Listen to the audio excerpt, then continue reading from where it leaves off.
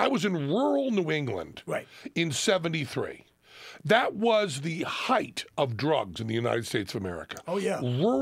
Rural America in 73, every single kid in the class was tripping. There was heroin, there was alcohol. And I said, when I won the national merit thing and they wanted to send me to college, I said, I will go to any college you can promise me I won't be around people who are high. Now, I had hair down the middle of my back. I'm amazed you never did drugs. That's my boggling. I hated being around it. I hated people listening to shitty music. They would smoke dope and do heroin and listen to the Grateful Dead. If they listened to the Velvet Underground, I would have been there. But they were all Grateful fucking deadheads living in this fucking toilet town, dead factory town in New England. I'm sitting there. I just said, I've got to be around alcohol and drugs my whole life. I want one place where I don't have to be around it. When I started working, same as you, I couldn't get into clubs I was working. I was 19 years old. The drinking age was 21. I was lying about my age, going out and juggling in front of drunks. And I wanted one place where I wasn't surrounded by people who were fucking high and stoned. So that was my house. You said to me, the only two people you would ever allow into your home with alcohol would be me and Lou Reed. And I was very privileged and proud. Now, did Lou ever come over with alcohol? He came over, but he came over a few times after he was sober, so it wasn't an issue. Oh, he's already sober. Yeah. But see, and then you finally said to me, you said, you know what, if you come over for Thanksgiving, you can bring some wine. Go ahead, it's fine. But I felt like it's like a girl. It's like the Virgin Mary. Go ahead, fuck me. Get over with. It was precisely like that in every single detail. Exactly. It was Bobby. Go ahead, fuck me. That was a great one. But I didn't want to drink wine. And then other people. You even have a wine glass. Do you have a corkscrew? No. No, I would have to bring. No.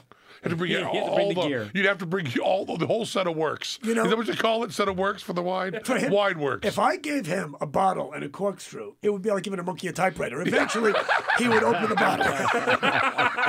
You'd need 1,000 pendulums. So maybe someday. Well, when the kids are all out of the house and everything, should I call you up and what drugs should we do, Bob? But I said that's the thing. It's too late. I hate pot, and I lived when I was in high school. You seem like such a mellow pot kind of guy. I'm not the only... How much did you love cocaine, Bobby? One drug at a time. They all have separate stories and special places in my heart. Okay. You can't lump them together. My wife, my daughter, it's a different kind of love. But cocaine's wicked expensive, right? It's expensive. But, you hear about these people that would do it, but they'd buy big bags of it.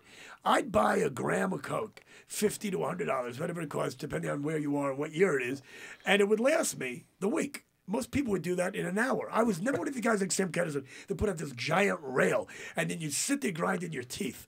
I do very small amounts, and I basically used it as a tool. I tried to. Remember Keith Richards saying that. But it's easy to say that.